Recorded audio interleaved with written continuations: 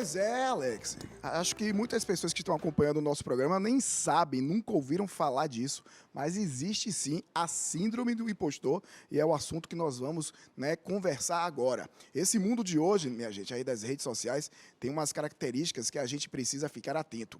E uma das coisas que involuntariamente a gente acaba fazendo é se comparar com os outros, não é isso mesmo? E o pior é quando a gente se julga e não reconhece as próprias conquistas e vitórias pessoais, e profissionais também.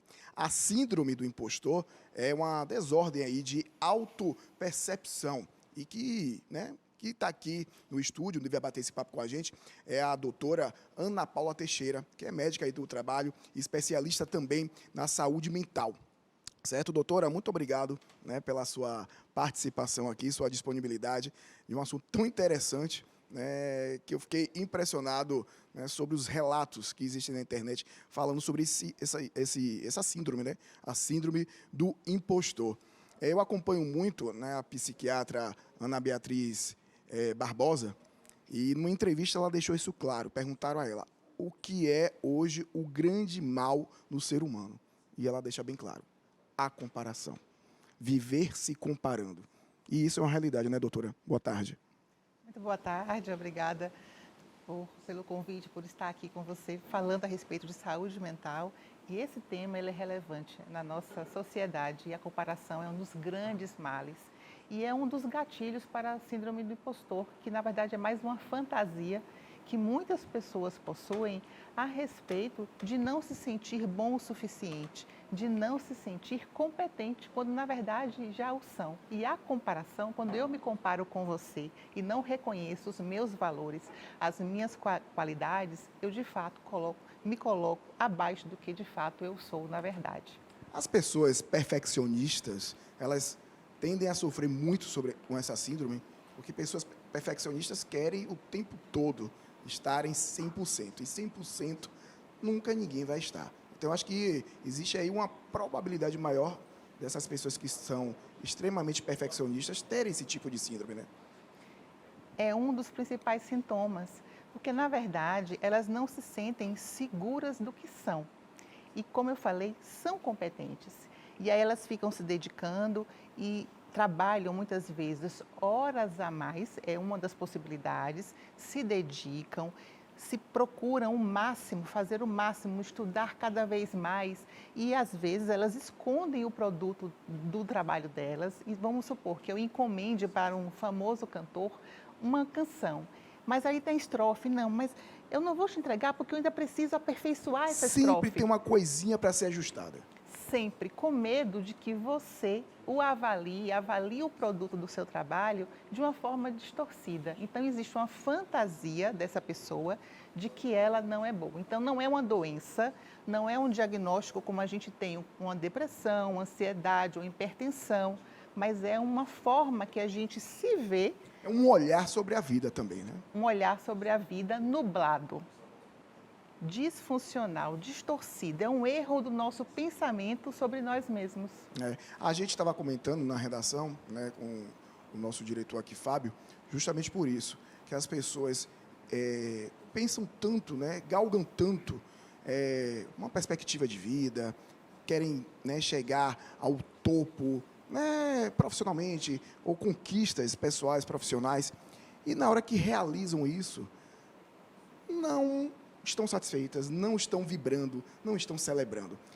Você busca tanto aquele objetivo. Na hora que você conquista, você não celebra, você não comemora, certo? E passa meio que despercebido, como se fosse algo normal ali, corriqueiro, no seu dia a dia. E aí você esquece de todo o esforço que foi feito, para conquistar e chegar ao lugar ou ter o seu bem material. E isso acontece muito com as pessoas. Também é um dos sintomas da síndrome do impostor, porque ela olha assim, meu Deus, eu conquistei aquilo, mas será que eu mereci isso? E ela não consegue vibrar com a vitória, porque de fato, eu acho que na verdade era outra pessoa que merecia aquilo. Então aquilo ali nunca é suficiente e ela não consegue vibrar com as conquistas que foram legitimamente conquistadas por essas pessoas. Agora o termo síndrome do impostor surge como?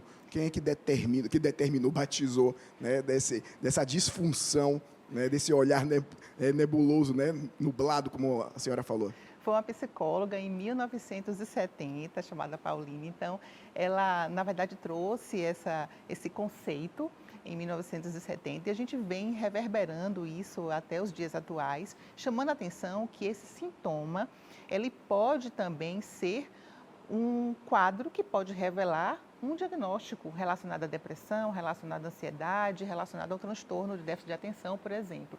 Mas, na maioria das vezes, ele é simplesmente uma disfunção do pensamento e acomete alguns grupos. Por exemplo, alguns estudos mostram que de cada 5 estudantes, um possui essa síndrome, esses sintomas de não se sentir bom. Eu faço o meu trabalho, faço o meu dever da escola, mas eu tenho medo, eu acho que eu estou errando o tempo todo. Os profissionais que são avaliados pelo desempenho, os atletas, né? Quantos cliques eu tenho no meu Instagram, nas redes sociais. Principalmente quando a gente, por exemplo, eu sou médica e eu terminei a minha faculdade, vou começar a ir para a vida sem ter um professor, sem ter um tutor, eu me sinto insegura. Então, quando a gente não entende, não compreende que a dúvida faz parte da nossa vida, que a gente tem que sim duvidar, a gente tem que se perguntar que eu não sei tudo. E eu sofro com isso, eu sofro com a insegurança, e isso faz parte do sintoma. Porque é normal, é natural que eu me sinta inseguro em relação a... Eu tenho dúvidas, eu tenho questionamentos. Agora, quando eu sofro, quando eu tenho ansiedade, quando eu não dou um passo sem, poxa, mas será que eu estou fazendo certo? Será que, de fato, eu sou isso tudo que dizem que eu sou?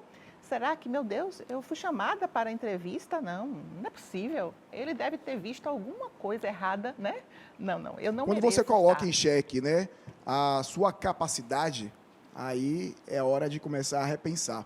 E o que ela falou, a doutora, a gente volta a falar mais uma vez sobre as redes sociais, e isso acontece direto. Existe uma comparação aí com relação à inveja, mas é uma questão do oposto da inveja, né? Porque você não está desejando o que o outro tem. Você está, na verdade, se desvalorizando em relação ao próximo.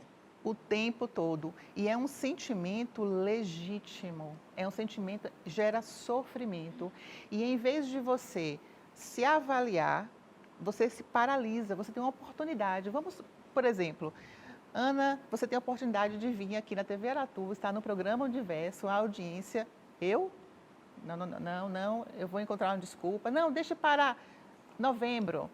Aí, não, para dezembro. Né? Eu não encaro isso como uma oportunidade, como um processo de aprendizado. Entendi. Entende? Então, eu vou sempre... E mesmo que eu venha aqui e eu receba críticas positivas, críticas negativas, eu sabia, tá vendo? Eu não disse que eu não deveria ter vindo. É desta forma que alguém com a síndrome do impostor vai funcionar. Eu não disse para você que eu não deveria ter. Realmente, aí, da próxima vez, eu nunca mais eu vou para o programa de televisão. É bem nessa vibe. É complicado mesmo. Temos também perguntas dos nossos telespectadores. Bora rodar a primeira, por favor? Eu quero saber como é que eu faço para saber se eu tenho uma síndrome do impostor. Então, isso, para você se analisar, no caso. Quem tem a síndrome do impostor tem uma espécie de vozes na cabeça que diz assim, ó, quem é você? Para você achar que você merece o que você tem. A todo momento você está duvidando de si mesmo. Pessoas que não sabem receber elogios, tem um quê disso, de síndrome do impostor? Totalmente. Você sempre vai valorizar e hipervalorizar os seus defeitos. Sempre. Eu estou dando risada por isso, porque nesse momento aí, Leonardo Sampaio se encaixa. Né? Assim, de vocês ouvir elogios, a gente fica todo desconcertado e tal, e aí entra essa percepção. Por isso que eu fiz essa pergunta, foi uma questão até mais pessoal. E quando a pessoa tem o processo de se autotrabalhar e valoriza e reconhece, né, a crítica, mas também valoriza as suas qualidades, muitas vezes ela é rotulada como arrogante. Prepotente. Prepotente. Né? Fulano se acha. Exatamente. Porque, na verdade, a gente vive numa cultura em que, entre aspas, valoriza, principalmente as mulheres que são mais boazinhas, recatadas, que na verdade tem que viver esse padrão mais da pouca suficiência. Eu quero até trazer como exemplo a reportagem que vocês... Foi brilhante, da Adriana, né? Sim, da cantora. Da cantora, que foi dada a ela a oportunidade pelo seu programa dela expressar o seu talento. Imagine que ela tivesse a síndrome da impostora clássica. Ela jamais iria... Ia ter essa oportunidade, porque ela ia bloquear isso, né? Ela ia bloquear. Ela até disse, eu não sei cantar, mas com o estímulo de vocês, né, do repórter, ela foi e se posicionou. Ela estava ali com medo, com receio, se tira segura, e isso é natural. A gente precisa se sentir vulnerável, mas não se deve paralisar por isso. Então, Adriana, parabéns para você, né? Continue. E quantas Adrianas e Adrianos existem? E a gente precisa justamente falar para aí sobre esse assunto para que a gente não se paralise, a gente questione os nossos pensamentos. Então, você questione o porquê a gente está hipervalorizando os defeitos e depreciando as nossas qualidades. Não pode, não pode, não pode, não pode. Combinado? Bora lá para a próxima pergunta? Quais são os sinais da síndrome do impostor? Então, supervalorizar os defeitos, desvalorizar as qualidades. Não celebrar suas conquistas. Isso. Ficar se comparando com os outros e, ao se comparar com os outros, sempre se depreciar, nunca se achar merecedor do que tem, do que se conquista. Procrastinar é uma das estratégias. Ou, no trabalho, principalmente, ficar horas e horas a fio, trabalhando, se dedicando a projetos, a trabalhos fora da média, porque aquela pessoa é justamente uma perfeccionista. Crises, sempre é uma pessoa que vive, né, muito ansiosa em relação às expectativas das outras pessoas, frente a situações de exposição, ou aqui no palco, ou falar em público. Sempre que ela vai ter a possibilidade de ser protagonista, vai fugir. Vai fazer uma prova, vai se colocar em avaliação, o discurso vai ser: não fui boa. Se eu vou tirar uma nota, vai ser a pior nota possível. Então, é alguém que sempre tem um discurso negativista em relação a si mesmo. Próxima pergunta, produção. Pode rodar aí, por favor? Tem como superar essa síndrome? Sim. Primeiro, falando muito claro, ela não é uma doença, é uma visão, né? A doutora Ana Paula deixou isso claro, que ela não é uma doença, né, diagnosticada como a própria ansiedade, né, a própria depressão. Mas é uma visão, como ela falou, e isso pode ser trabalhado, sim, até com, né, um profissional, uma psicóloga, para entender e tentar mudar esse olhar comportamental. Perfeito. Uma vez que você reconhece isso, o primeiro passo é a terapia. Então, eu já reconheço que eu estou funcionando, né, que eu tenho esse espelho para mim mesmo, mas nublado, vou buscar a psicoterapia e vou começar, nem que eu precise anotar e valorizar as minhas qualidades e olhar de forma mais crítica o porquê, né, os meus defeitos, reconhecer as minhas vitórias, reconhecer as minhas conquistas de uma forma muito clara e muito lúcida, além de começar a tomar decisões mais favoráveis, né, hábitos de vida saudáveis, enfim, mas a terapia, ela é essencial. Fundamental. Doutora Ana Paula, com relação a essa nova geração, né, que muitas pessoas falam que é uma geração mais sensível, que não sabe ouvir o não sabe trabalhar com as críticas, né, não pode realmente sair ali do acordo, que não sabe como lidar com os problemas. Você acha que essa síndrome aí pode chegar de uma forma um pouco até mais feroz no comportamento dessa nova geração que eu falo, dos adolescentes para cá, que não sabe lidar com as frustrações que eu falo. E nós temos aí, né, falando do síndrome do impostor, que envolve várias emoções, né, de ter, de celebrar, de conquistas e, ao mesmo tempo, um turbilhão de emoções. Essa geração aí pode desenvolver mais essa síndrome do impostor? Você tocou num assunto muito importante, né? Que a gente vem numa sociedade, numa geração muito narcísica, né? Tem que ser feito do meu jeito, porque se não for do meu jeito, eu não tolero. E aí, É muito a ferro e fogo, né? muito a ferro e fogo. E aí, como a gente está sempre se comparando com o outro, imagine. Então, é uma geração mais sensível, sim. E aí, a gente entra numa questão muito importante, que é a forma como os pais precisam estar atentos à educação dos filhos e o feedback que está dando para os filhos, que tem tudo a ver com a síndrome do impostor e ajudar esses filhos a serem mais resilientes. Por quê? Um dos gargalos, um dos gatilhos é justamente o resultado. Lembra que eu falei para você, as profissões que são mais vulneráveis é aquelas que são avaliadas pelo resultado. E as crianças e os adolescentes, eles entendem que quando eu digo, meu filho, parabéns, você tirou nota 7, você tirou nota 8, eu quero isso de você, ele entende, ele interpreta isso, poxa, meu pai me ama, meu pai gosta de mim. Mas o que a gente precisa passar para os nossos filhos é valorizar e elogiar o esforço. Mesmo que ele não tenha tirado nota 7, mesmo que ele não tenha tirado nota 8, se ele tirou 3, ok, a gente sabe como pai e mãe não gostaria. Mas ele se dedicou, ele se esforçou. Teve o esforço, né? Isso. Então, pai e mãe, elogie o processo do seu filho, elogie o esforço, elogie a dedicação. E isso vai fazer com que a possibilidade da síndrome do impostor, por exemplo, seja menor. Vai fazer com que os seus filhos e a sua filha, ela tenha, né, ter maior tolerância à frustração. A gente precisa educar os nossos pais. Entendi. Para lidar também com esse novo contexto da sociedade que é praticamente digital. Voltamos aqui para o estúdio para falar da síndrome do impostor. Nós começamos aqui a falar com a doutora Ana Paula. E, na verdade, para você, né, que se identifica ou se identificou com o que nós conversamos aqui, e percebeu que existe, né, o síndrome do impostor, porque deve ter acontecido isso. As pessoas assistindo aqui nosso programa e, assim, assustadas. Rapaz, eu sou assim, eu tenho essa visão, eu tenho esse olhar comigo mesmo.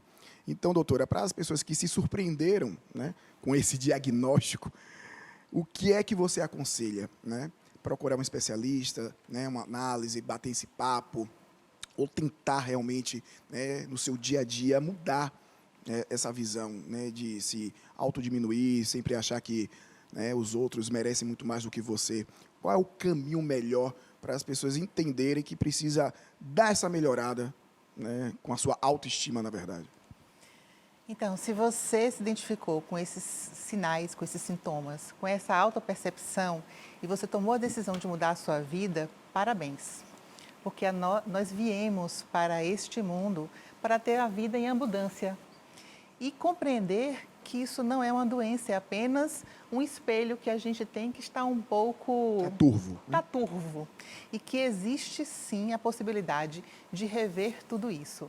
Então, uma vez que você tomou essa decisão, existe um antes e um depois. E que isso é um processo, é um dia a dia, é um exercício. E quando a gente toma a decisão, a gente é disciplinado. A gente precisa ter disciplina. Precisa ter disciplina para... Lembra que eu falei das vozes no bloco anterior? A gente vai ter aqueles pensamentos, né? Meu Deus, já estou me criticando. Opa, da onde está vindo isso? E automaticamente bloquear esse pensamento. Porque se eu deixar esse pensamento vir, ele vai tomar conta e ele vai começar a dizer, mas você não é bom, você não vai dar conta, você vai precisar estudar mais. E aí a gente precisa questionar isso e buscar ajuda. Buscar ajuda de alguém que a gente tem confiança, mesmo que eu não consiga nesse momento, por exemplo, ir no psicólogo, alguém que de fato que te conhece e reconhece os seus valores. Você precisa reavaliar o quanto de fato você está se comparando, o início da nossa conversa, com aquelas outras pessoas. Você precisa se comparar com você. O quanto, de fato, você no ano passado estava, o que é que você pensava no ano passado e como você está hoje. O seu parâmetro é você, onde você está aqui, onde você quer chegar. Então, é um exercício de autovigilância e entender que hoje, se você está aqui hoje, você se percebeu, a partir de agora, a sua vida começa a mudar. Porque você vai se colocar como uma pessoa mais importante. E, mas meu pai e minha mãe me avaliava só se eu tirasse nota boa, só se eu desempenhasse bem. Ok, eles fizeram o que eles sabiam fazer.